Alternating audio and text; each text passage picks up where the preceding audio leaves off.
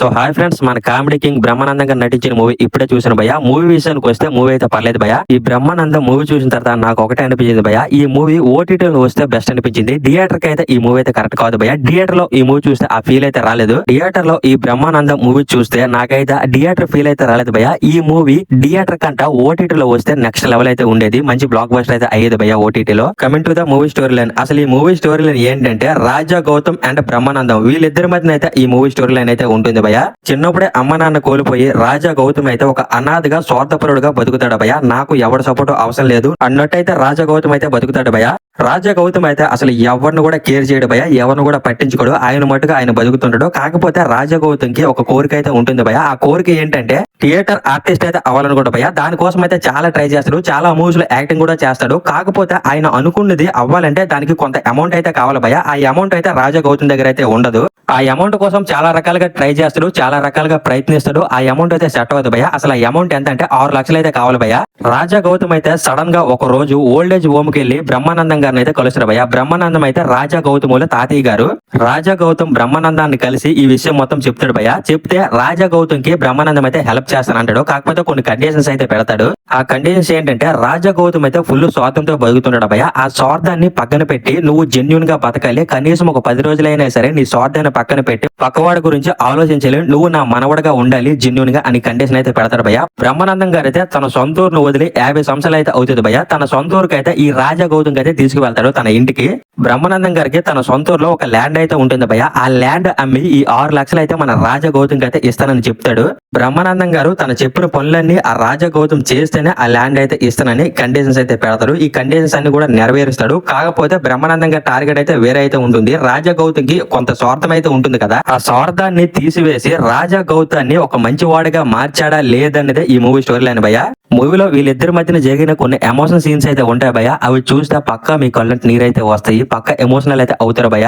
ఈ మూవీ అయితే ఒక emotional commercial comedy movie story భయ. మెయిన్లీ ఈ మూవీకి ప్లస్ పాయింట్ ఏంటంటే కామెడీ భయ. కామెడీ అయితే మీకు కావాల్సినంత అయితే ఉంటుంది భయ. నెక్స్ట్ లెవెల్ కామెడీ అయితే ఉంటుంది. అందుకు తోడు వెన్నెల్ కిషోర్ నెక్స్ట్ బ్రహ్మానందం వీళ్ళిద్దరి మధ్యన వచ్చిన సీన్స్ అయితే మీరైతే నవ్వలేరు భయ. మెయిన్లీ మూవీలో వెన్నెల్ కిషోర్ అయితే నెక్స్ట్ లెవెల్ కామెడీ అయితే చేశారు భయ. బ్రహ్మానందం గారు వెన్నెల్ కిషోర్ వీళ్ళిద్దరి మధ్యన వచ్చిన సీన్స్ అయితే నెక్స్ట్ లెవెల్ కామెడీ అయితే ఉంటాయి. ఈ మూవీలో కామెడీకి అయితే మనం ఎక్కడ కూడా వంక పెట్టే పని లేదు భయ. మనకు కావాల్సినంత కామెడీ అయితే ఉంటుంది. మన స్టార్ కామెడియన్ బ్రహ్మానందం గారు ఉంటే కామెడీ ఉండదా చెప్పండి భయ. ఇంకా మూవీ బ్యాక్గ్రౌండ్ మ్యూజిక్ విషయానికి వస్తే బ్యాక్గ్రౌండ్ మ్యూజిక్ కూడా పర్లేదు భయ. మరీ హై ఇచ్చే బ్యాక్గ్రౌండ్ మ్యూజిక్స్ అయితే ఏవి లేవు, కానీ మూవీకి తగ్గట్టు అయితే ఉన్నాయి, డీసెంట్ గా ఉన్నాయి భయ. ఇంకా సాంగ్స్ విషయానికి వస్తే సాంగ్ అయితే నాకైతే ఒక నచ్చింది భయ, ఎమోషనల్ సాంగ్. మిగతా సాంగ్స్ అయితే నాకు అంతగా ఎక్కలేదు, నాకు నచ్చలేదు భయ సాంగ్స్ అయితే మాత్రం. నేనైతే ఈ బ్రహ్మానందం మూవీకి ఎక్స్పెక్టేషన్స్ అయితే పెంచుకుని అయితే వెళ్ళాను భయ. ఎందుకంటే స్టార్ కామెడియన్స్ అయితే ఇద్దరైతే ఉన్నారు, ఒకరు బ్రహ్మానందం గారు, ఇంకొకరు మన వెన్నెల్ కిషోర్. వీళ్ళిద్దరు ఉన్నారంటే మూవీ అయితే పక్క బాగుంటుందని నేనైతే ఎక్స్పెక్టేషన్స్ అయితే పెట్టుకుని వెళ్ళాను. నా ఎక్స్పెక్టేషన్స్ కి అయితే మూవీ అయితే రీచ్ అయితే అవ్వలేదు భయ. మెయిన్లీ మూవీలో పెద్ద మైనస్ పాయింట్ ఏంటంటే మూవీలో కథ అయితే లేదు భయ. నార్మల్ రొటీన్ కథతో మూవీని అయితే లాక్కెళ్ళిపోయారు. ఫస్ట్ హాఫ్ విషయానికి వస్తే ఫస్ట్ హాఫ్ అయితే అలా సాఫీగా వెళ్ళిపోతుంది భయ, కామెడీ సీన్స్ తో అలా కొట్టుకు వెళ్ళిపోతుంది. సెకండ్ హాఫ్ అయితే మాత్రం ఫుల్ బోరింగ్ అయితే అయిపోతుంది భయ. మూవీలో ఇంటర్వెల్ బ్యాంక్ కూడా అంతగా ఏం లేదు భయ, నార్మల్ గానే ఉంటుంది. మెయిన్ మైనస్ పాయింట్స్ ఏంటంటే ఈ మూవీలో జరగబోయే సీన్స్ మనం ముందే గెస్ చేసేస్తాం భయ, నెక్స్ట్ ఏ సీన్ జరుగుతుంది అనేది. అసలు ఈ మూవీ కథలో అసలు బలమే లేదు భయ. రైటర్ ఎలా రాశాడో నాకైతే అర్థం కాలేదు, కానీ ఏదో బ్రహ్మానందం గారు ఉన్నారు కాబట్టి కామెడీ సీన్స్ అయితే ఒక 4-5 సీన్స్ అయితే రాశారు. ఆ కామెడీ సీన్స్ బాగా వర్కౌట్ అయితే అయ్యి బాగా ఫెయిల్ అయ్యాయి భయ. మెయిన్లీ బ్రహ్మానందం గారు అయితే ఈ మూవీ గురించి అయితే చాలా కష్టపడ్డాడు అనిపిస్తుంది భయ. మూవీ స్టార్టింగ్ నుంచి లాస్ట్ వరకు కూడా బ్రహ్మానందం అయితే నాన్ స్టాప్ గా కామెడీ అయితే చేశారు. ఎమోషనల్ దగ్గర కూడా మనల్ని అయితే ఏడిపించాడు భయ బ్రహ్మానందం గారి యాక్టింగ్ తో. బ్రహ్మానందం అండ్ వెన్నెల్ కిషోర్ వీళ్ళిద్దరు యాక్టింగ్ మధ్యన మన రాజా గౌతమ్ అసలు యాక్టింగ్ చేయగలడా అనిపించింది, కానీ నెక్స్ట్ లెవెల్ యాక్టింగ్ అయితే చేశాడు భయ. వీళ్ళిద్దరితో పోటీ పడి మరీ చేశాడు యాక్టింగ్ అయితే. ఈ మూవీ అయితే 2 hours 28 minutes అయితే ఎగ్జాక్ట్లీ ఈ మూవీ రన్ టైం అయితే ఉంటుంది భయ. ఈ మూవీకి ఇంత రన్ టైం అవసరం లేదు అనిపించింది. ఆ 28 minutes కట్ చేసి అయితే బాగుంటది, ఎందుకంటే ల్యాగ్ సీన్స్ అయితే చాలా పెట్టేశారు భయ. ఈ మూవీ మనం ఎందుకు చూడాలంటే బ్రహ్మానందం అండ్ వెన్నెల్ కిషోర్ అండ్ రాజా గౌతమ్ వీళ్ళు ముగ్గురు గురించి అయితే మనం ఈ మూవీ అయితే చూడాలి భయ. వీళ్ళు ముగ్గురు కష్టం అయితే ఈ మూవీలో మనకైతే కనిపిస్తుంది భయ. బ్రహ్మానందం, వెన్నెల్ కిషోర్, రాజా గౌతమ్ వీళ్ళు ముగ్గురు కూడా ఈ మూవీ స్టార్టింగ్ నుంచి ఎండ్ వరకు ఈ మూవీని అయితే తన భుజాల మీద వేసుకుని లాక్కొచ్చారు భయ. వీళ్ళు ముగ్గురు కష్టం కూడా మనకి థియేటర్ లో కనిపిస్తుంది.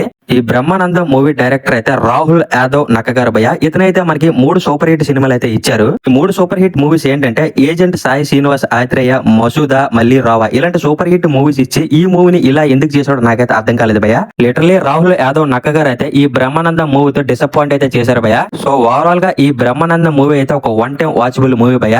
సో ఫైనల్ గా ఈ బ్రహ్మానందం మూవీకి జనరల్ మూవీ రేటింగ్ ప్రకారం నేనిచ్చే రేటింగ్ ఎంత అంటే 2.5 అయితే ఇస్తున్నాను భయ్య. నాకైతే ఈ మూవీ నచ్చలేదు, నేనైతే డిసప్పాయింట్ అయితే అయ్యాను. ఇదైతే నా ఒపీనియన్ భయ్య. లిటరలీ ఈ మూవీ అయితే నాకైతే నచ్చలేదు భయ్య. మీరు వెళ్ళి ట్రై చేస్తుంటే ట్రై చేయండి, మీకు నచ్చొచ్చు. కొంతమందికి నచ్చదు, కొంతమందికి నచ్చదు భయ్య. ఇది నా ఒపీనియన్. నాకైతే ఈ మూవీ నచ్చలేదు భయ్య. మీరు వెళ్ళి ట్రై చేస్తారంటే ట్రై చేయండి. సో ఇదే భయ్య ఈ బ్రహ్మానందం మూవీ రివ్యూ అయితే. ఈ వీడియోని అయితే ఎక్కడితో ఎండ్ చేస్తున్నాను. ఈ వీడియో కన్నా నచ్చుంటే లైక్ చేయండి, షేర్ చేయండి, కామెంట్ చేయండి. ఇలాంటి లేటెస్ట్ మూవీ అప్డేట్స్ కోసం, మూవీ రివ్యూస్ కోసం మన ఛానల్ అయితే సబ్స్క్రైబ్ అయితే చేసుకోండి భయ్య.